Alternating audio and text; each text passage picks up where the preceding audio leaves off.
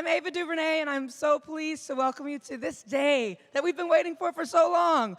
So this these seats will be filled with the cast and the creators and all of the people behind this wonderful final episode. So let's just jump in and get started. All right, look at them. Aren't they beautiful? They're fantastic, and they're all here.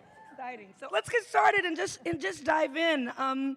As the only other person to take the reins of this twice, besides Mr. Lucas, what was the difference between your first day working on Rise of Skywalker and your first day working on Force Awakens? What happened in the middle? Were you more confident? Were you just as scared? What happened? Well, first of all, thank you, Ava, for being here. We're very lucky to have you. Thrilled to be here. I think the difference is that the pressures shifted. We didn't know at the beginning of Force Awakens exactly what it would look like to have Daisy Ridley and Adam Driver and Oscar Isaac and John Boyega. And, what would that cast be like? And we had to figure it out and discover it. The first day of Rise of Skywalker, we sort of knew some of those things. We knew those things were working.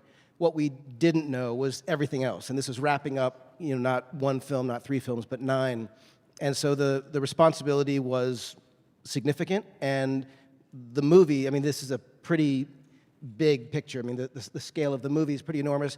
And we knew that none of that would matter, none of it would work if you didn't care deeply and track with the people. So the most important thing, the people, we were good with. We knew we had this incredible cast who I think have gone above and beyond anyone's expectations and are truly spectacular in the film. Yeah. Just to continue to ask you though, this is doesn't have a comic book to follow the story. There's no blueprint for this. This is coming out of you and Chris's head. And what you had talked about was, wrapping up 9 films. That's an awesome responsibility. So at the moment that you accept the invitation to do it, and it's the next day and you're home, and you're thinking, oh wow, I gotta end this thing. Just personally, as a longtime fan of it, what was your personal process to get there? Did ideas start to come immediately? Were you quiet for a while? Did you meditate? Because we had worked on Force Awakens, Larry Kasdan and I and Michelle Rejwan and Kathy, producers, we had talked about quite a few things back in the day. So it was a bit of sort of picking up where we had left off. And the fact is that what Rian Johnson had done in Last Jedi, had set up some things that were sort of wonderful for this story. One of the things being that the cast was separated. The characters weren't together for the entire movie, essentially. So this was the first time that the group got to be together. Chris and I got together. We knew immediately we wanted to, tell a story of a group adventure. There were some very specific things that we were both drawn to immediately. And we just started doing the thing that you do, which is you say, what do you desperately want to see? What feels right? Why JJ? Why JJ? Why this guy? The one thing I know about Star Wars, and the one thing I know about these kind of tentpole movies, is this unique combination of needing dramatic storytelling, gravitas, and a great sense of humor. And I think that there's few filmmakers that really embody both of those things and also have the capability to really manage something this huge. And JJ was my first choice. So that was an easy one. Absolutely, yes, yes. Chris, when the initial call came in to co-write this screenplay, how long did the kid in you do somersaults before the writer in you started to hyperventilate? Because I don't even know how you approach something like this. I think I was on East 12th Street in Manhattan when I spoke to JJ. JJ had been calling and leaving messages, and I was in a screening. And I didn't have JJ's cell phone number in my cell phone, so it was sort of a random 310 number. And I thought, why is this random person in Los Angeles calling me? Right. And finally, I listened to the message, and I sort of hyperventilated a little, and I called back. And he said, hey, do you want to write episode 9 with me? Wow. Didn't say the word star or wars, just said right. episode 9. So for a good 8 minutes, I let myself sort of leap into the air, and then we realized, oh my God, we have to land this vehicle somehow. Yeah. We have to land the biggest Star Destroyer in the world on this, on the head of a needle. and then we got to work. I live in New York, but I came out to LA, and JJ and I just started at Bad Robot. There's a room with these white boards, with these blank white boards, and we just started writing in dry erase marker on white boards, and then eventually the boards became a Word document that was 10 pages, and then 50 pages, and then 121 pages, and then that became the script. I'm going to jump into some of our newbies before we go to the OGs, as we call it in Compton, where I'm from. So let's start with Carrie Russell. Carrie Russell, who the hell are you? And what are you doing here? You play Zori Bliss. And I just have to tell you, love her. I mean, love her. She's hot. She's badass. From the moment you see her, I just wanted to see more of her. Can you tell us a little bit about her? How did you approach her? And did the anonymity of being masked as an actor add something new for you to play with? Definitely. No, JJ called me or emailed me and said, "Do you want to be in Star Wars?" And I was like, "Yeah." And but then he told me about the idea about the mask, and yeah, personally, I love the mask. I mean, that's my fantasy dream sequence, that I can see everyone in this super tough version of myself costume, and no one can see me. I mean, that's my dream. It's a real power play in a way, because no one can really see what you're thinking, but you can see everyone else. But yeah, it was amazing, and I've known JJ for so long, and I just feel like we have a shorthand, and we speak the same language in a way, and I just feel like JJ got to finish a piece of history in a way by getting to do this, and he did such a great job. He really did. Jana, Naomi, welcome. This is a big thing to step into. You're, for any actor with tons of experience and a lot behind them, it's a lot to step into. Let alone someone who's newer to the scene. Yeah. So, did you just come in and say, you know what, I'm gonna walk on with just swagger. I'm gonna be fearless, or did you just, just kind of, how did you prepare? Did you have a defining moment where you knew how you were gonna approach this? I felt like it was really through the physicality. Like I felt like Jana's strength was in her body. Like, she's a very grounded character. So when I got to training, that's when I started to be like, okay, I got this. right, okay, like being able to do pull-ups and horse riding, and then I guess with that came like confidence that I hadn't previously experienced, and then working with JJ and figuring out like what the balance was between, strength of a character, but also a vulnerable side. Someone with a heart. We don't always have to just be like strong and fierce, but you can also, sometimes vulnerability is strength at the same time. So kind of finding that balance was really interesting. And I feel like we found it by the end. I mean, literally, and also, like, because we watched it yesterday, I'm not being funny, like, I left it, like, my heart was beating so hard, and it's the most visually beautiful thing I've ever seen. It makes you feel like a child, and there was an element of feeling like a child on set that, I mean, it's like the whole cast allowed that to happen, and JJ was the one who allowed us to be here, so yeah, very grateful. Yes, well done. Kelly Marie Tran, you're back. You're back. What was the camaraderie like on set, getting the gang back together? Like I said, as you're watching it, it's just so heart expanding to see everyone in the same scenes together. What was it like actually doing it? It was really wonderful. I think that from the last film, there seems to be such a, bond between everyone. And then also the new guys. Like, everyone just feels, it sounds so cheesy and so cliche, and it is, but it truly feels like everyone's a family, and we're all just there to have fun and be part of something that's so much bigger than us as individuals. And that's a really cool thing to share with people, so. It felt like these scenes denoted community, right, in the scenes within them, but they also were very closely connected to Carrie. And so I wanted you to chat a little bit about, the feeling on the set around doing that work in her absence. Yeah. I think for myself, I can only speak for myself, there is sort of this idea that, JJ has talked about ending 9 films, and Carrie was such a big part of all of that. So I think for me personally, there was a lot of wanting to honor this thing and do right by this thing. Jonas, Chewbacca, why? Love it. Why has he endured? Why do we love him? What are the qualities that endear him to us? You've thought about him more than the rest of us. What is it?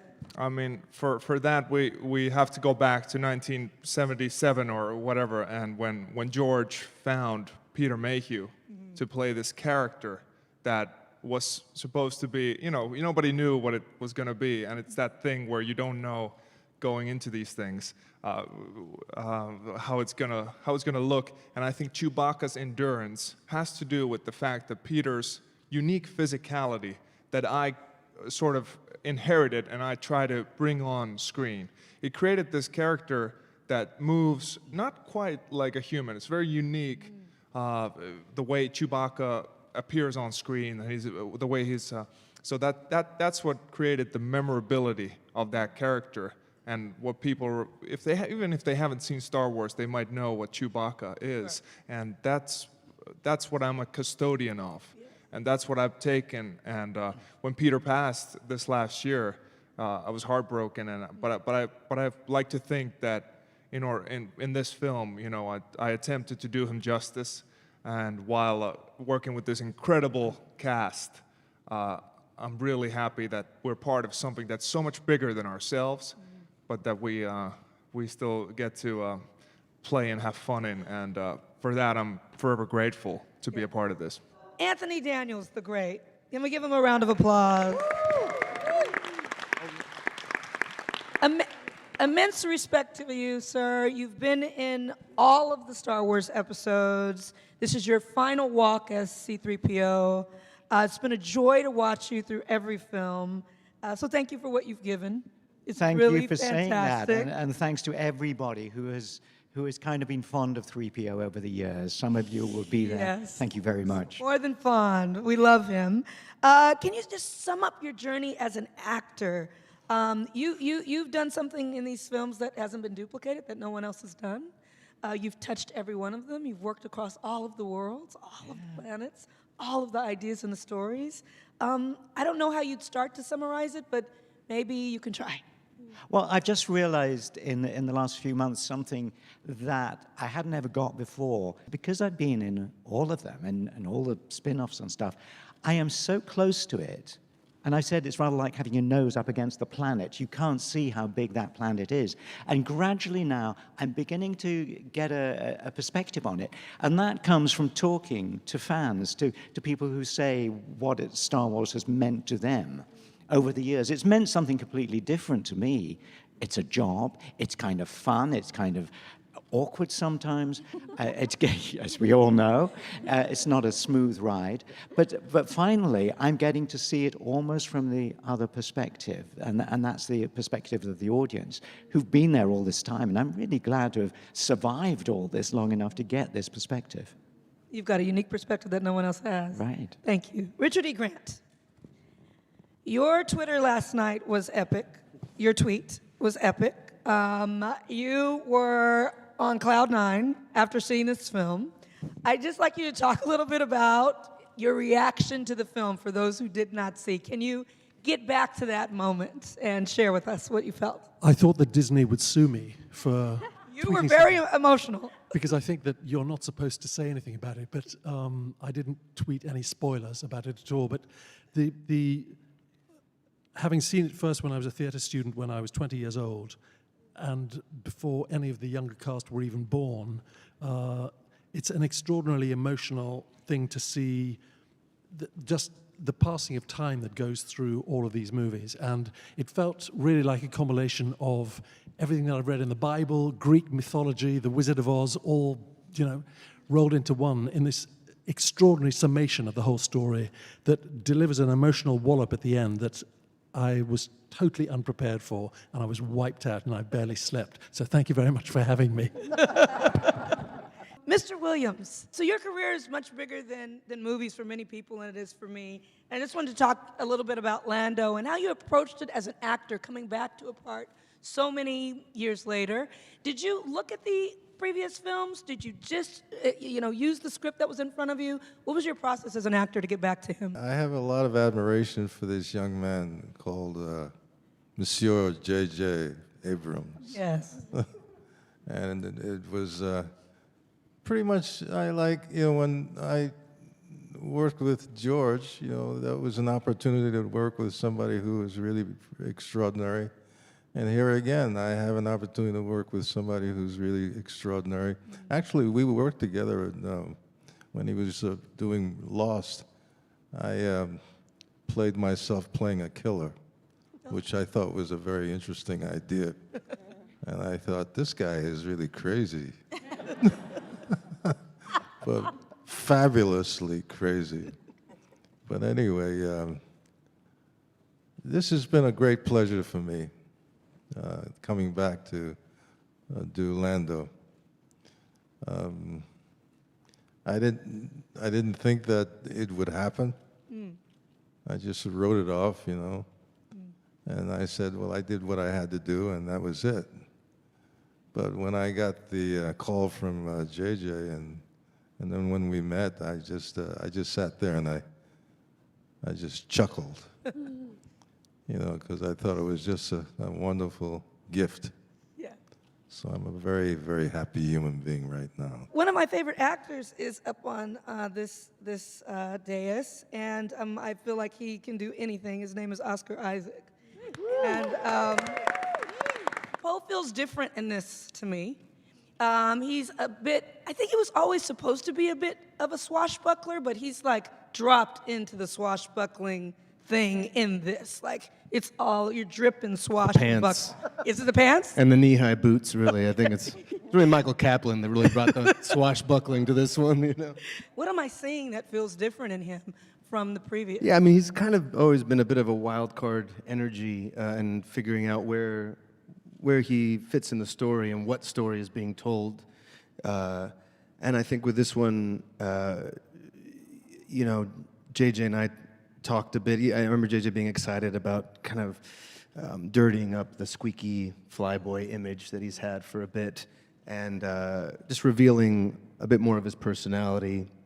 And I think that really comes out because I've been taken away from my little box in space, and I get to join my friends this time, and you really get to see the interaction with the three and the hope that I think that he, in particular, brings in this one. There's a kind of a relentless, almost aggressive optimism that he has, and how that is tested, and how he tries to be there for his friends, tries to push them along even when it seems quite hopeless.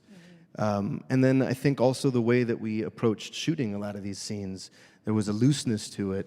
There was things shot in big, beautiful, choreographed takes that are just astounding to watch, where you'll follow one character walking through this maze of an amazing planet with all these stormtroopers and aliens, and you realize it's all this one amazing continuous take with then us talking over each other. So it was that kind of trust that JJ kind of that allowed, I think, a real spark of vitality. You and John, I mean, John is like walking charisma, like charisma on legs. Like if you look up charisma in the dictionary, it's John with legs. The two of, I have a different dictionary, special one. But the two of you have, it might be the greatest bromance in. It's juicy. It's hot, it's good. But this connection, was it something that you all had to work at? Is it something that is contrived and you really don't like each other? Like how does this clicking that we see on camera? John, can you speak a little bit to the relationship? When Oscar first came in, there was some other actor that I read with, and the chemistry was blatant, and there was a natural vibe between me and Oscar. I don't even know why. I just liked the guy. And I just He walked into my dressing room and it was so sweet.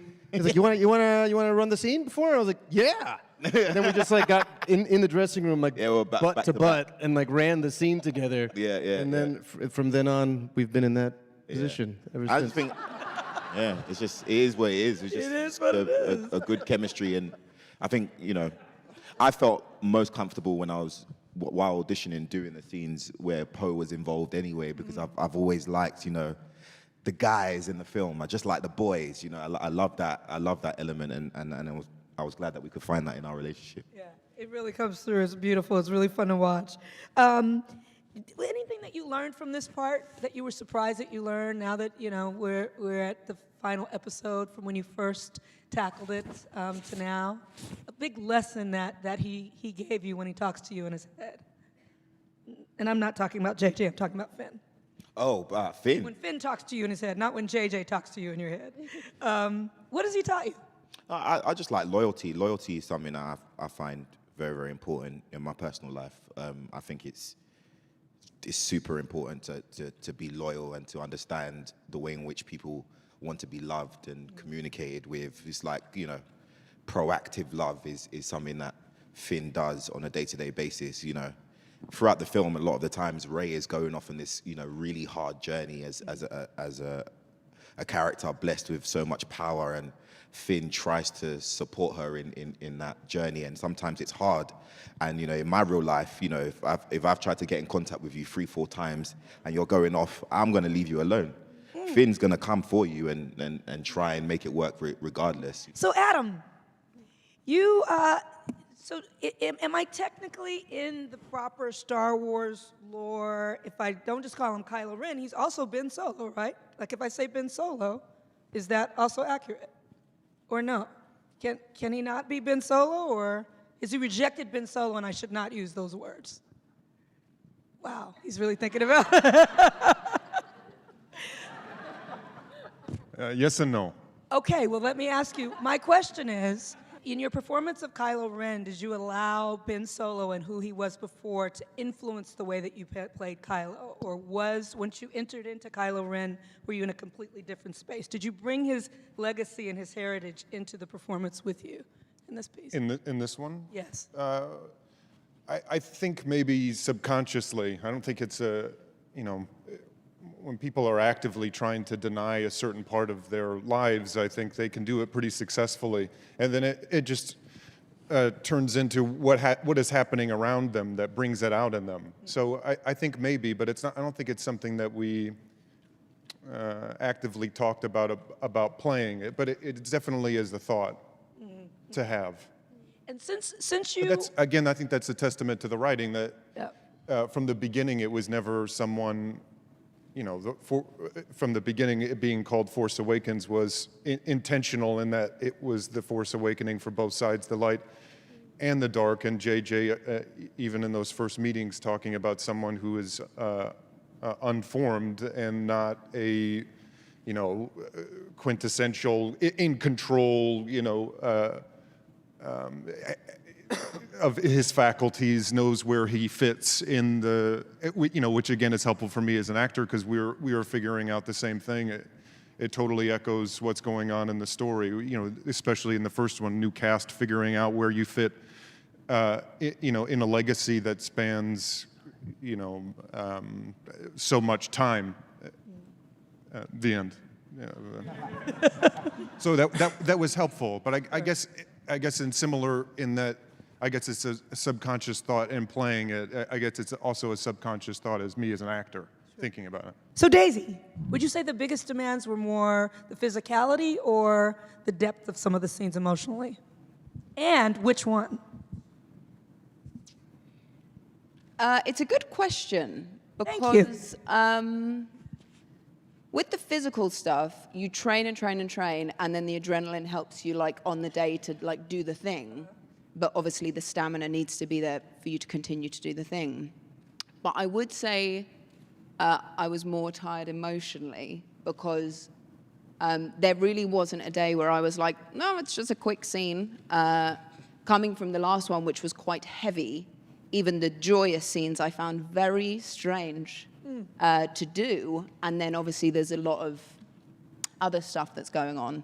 And it's also tricky because understanding what JJ was asking of me, I'd be like, I know what you're asking, I just can't quite get there yet. So that was probably the most tricky thing, and sustaining that emotion. And there's more of a, I would say, like a singular intention that was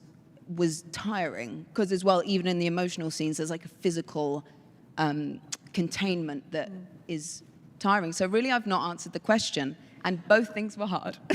But what was it about the joyous scenes that created more of an obstacle for you? It's just so strange because I've gone from, a film with a lot of being like, please be my friend, Luke. And he's like, go away. And I'm like, no, please. And then, very emotional stuff with Adam. So coming back was so great, but it would be so easy to just flow into it that then you're like, am I acting? Like, is this what is required? Because I'm basically bouncing off of Oscar and John and Jonas and Anthony in such a joyous way that you just feel like you're having a chat with your pals. Right. So it's not like difficult in like a way, but it's strange wondering how that general vibe is going to translate into a scene. So for George, it was really important to him that these films mean something. That they aren't just, popcorn films, that there's some universal truth to them, that something is being conveyed, that this is soul food. It's supposed to stick to your ribs. And he wanted to say something through the ones that he worked on. You're the only director that's done it more than once besides him. So in this final piece, I always hate getting this question, but I'm going to give it to you anyway, my friend. What does this mean, and what do you want to say with it? That's a terrific question. I like to think that when you're working on something, especially something, and I say something like this as if these kind of things come along all the time, and they never do. And I'm still grateful to that call from Kathy. The truth is that there's the movie that you're presenting to the world, and then there's the thing that you're doing, not necessarily secretly, but meaningfully. We live in a crazy world. We live in a crazy time. And Star Wars for me was about hope. And it was about community. It was about the underdog. And it was about bringing people together and seeing all oddballs represented, and the most unlikely friends and the most unlikely places, and the family that you make is really your family, And so to tell a story that is, of course, a giant spectacle and a sort of, like you say, the blockbuster wrapping. But the thing that mattered to me most, more than all the spectacular, unbelievable, I would argue, best work ILM has ever done, all the departments going beyond expectations, the thing that matters, I would say, most and only in the film is really the people who are sitting here, and what you're watching, and the eyes of the characters, and the heart of the characters. So for me, rather than give away sort of themes that Chris and I talked about doing, from the beginning, and what our specifics are, I will say that it really is about hope, and it's about coming back to a sense of possibility, about unity, and if Star Wars can't do that for us, I don't know what can. And now it's your turn. Time to ask questions. Here we go. Ma'am in the front. Yes, you. Here's a mic coming for you. Hi everyone, Kira Lynn with Hollywood First Look Features. This message is for JJ and Chris. Being able to sit down and write a screenplay of this magnitude, I want to know what it was like when you guys realized that it was finished. Like you were done with the story. Like, I can only imagine what that would be like. Is it finished? Is it? Ha-ha. Well, there was a moment in the process when JJ and I were agonizing over something in the third act, and we were in a room with Michelle Rejwan and Kathy and JJ and I, and we couldn't seem to get it, and we went outside the room, and Rick Carter, the production designer, sort of legendary production designer, said, "I think the reason you and JJ can't write this scene is because you don't want Star Wars to end." And I looked at JJ, and we knew he was right, and then we had to go and write it. And then, of course, the movie is remade, on the set, and remade in editing, and remade in scoring, and remade in all kinds of ways. So we kept rediscovering the story. But I have to say, it was I think both of us mourned the moment when we typed the characters' names for the last time. I mean, the moment of joy you have when you type, Lando, and type some words underneath Lando is something that is indescribable, but also the moment of sadness and longing when you type it for the last time is memorable. What Chris said. I will only add that when I called Chris about asking if he would be willing to do this, and you screamed because you were such a Star Wars fan, which I had been told. I was such a fan of Chris's, had read a number of his screenplays, and Argo I thought was just so beautifully written, and I needed to have someone writing this with me who would, from the very beginning, remind me of how much Star Wars meant, who hadn't been inside of it before the way I had.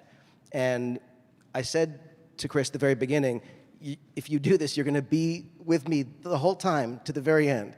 And Chris, being the humble man that he is, made some self-deprecating joke about how I won't want him around, whatever.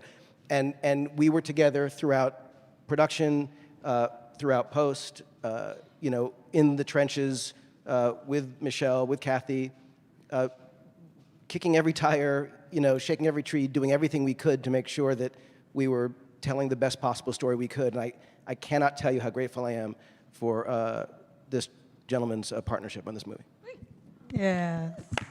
Just questions for JJ. Can you tell me about the process of integrating Carrie Fisher into the film and how you worked her to the story, the footage you had found from The Force Awakens, and what that process is like, even emotionally, for you and everyone involved?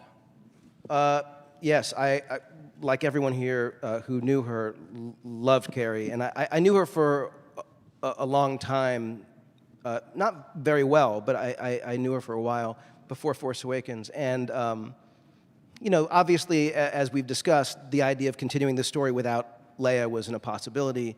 And there was no way we were going to do a digital Leia. There was no way we were, of course, ever recast it. But we couldn't do it without her. And when we went back to look at the scenes that we hadn't used in Force Awakens, what we realized is we had an opportunity. And we could use that footage, use the lines that she was saying, use literally the lighting. That was amazing. Okay, watch this. The lighting. That was creepy. Hi, Carrie. Yeah. Hi, Carrie. That's so Carrie, by the way, to do that. Yep. Really weird. In any event, we knew that we had an opportunity to use the footage to create scenes that Leia would be in. And of course, had Carrie been around, and it's still impossible for me to believe that she isn't, because we've been editing with her for about a year, and she's been very much alive with us in every scene. And it ended up being, if we had Carrie around, would we have done some different things here and there? Of course we would have. But we had an opportunity to have Carrie in the movie. And working with all the actors, including Billie Lourd, her daughter, who's in scenes with her, we were able to, I think, do something that Carrie herself, I'd like to think, would be happy with.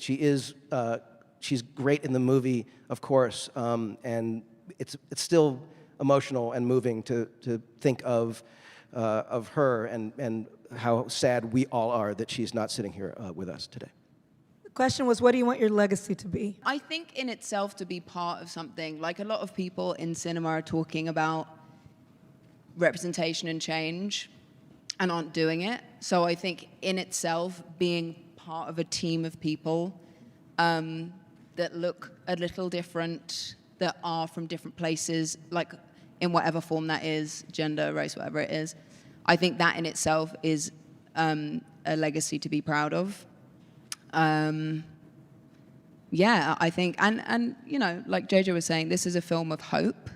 And I think we are reflective of the world at large. There are a lot of people up against magnificent forces that are fighting the good fight, and and the characters aren't real, but what they're doing is perilous in cinema. So to be able to portray, even a tiny part of that in this crazy world is very special. Hi, congratulations on all the work that you guys have put in. My question is for John Boyega. I remember way back when you did Attack the Block and you had your first junket with like a press conference table. Like, how does it feel to have a global audience like love you for this character and Finn and for this production, coming from where you came from as early on in your independent movies? Like, just how do you carry yourself now with this global respect and love from the world? I don't know. I just I think I'm not the only one in it, so it's cool to be able to share the load. I guess I've been on this journey with Daisy really more than anyone else, just in terms of circumstance and understanding of culture. Well, pretty much there's a 100% understanding of our background and where we're from. And then while we were auditioning, obviously we were, you know, I had more money than Daisy when we were auditioning. I think you had like £17.55 in your account. And it was in minus too, so she was definitely going over the transaction limit. And we were just able to relate on that, even that kind of level where it's, you know, most of the time actors have this kind of like, you know, kind of mystery about the personal things. We stripped that bare, and I think that having this connection more than anything, like if I feel any type of way, or if I experience something that's weird, or if I'm at a store and I'm like, oh, I just saw something, I always just message Daisy, because I just know that that's somebody that would 100%, you know, relate. And I guess this way has been my way of experiencing, you know, the whole thing. But it's definitely also been a huge life change for all of us, and that in itself is exciting. Thank you, JJ. Thank you, everyone here. Thank you, Kathleen, for being the shepherd of this beautiful story, and thank you all for being here. Can't wait till you see it. You're gonna love it. Thank you.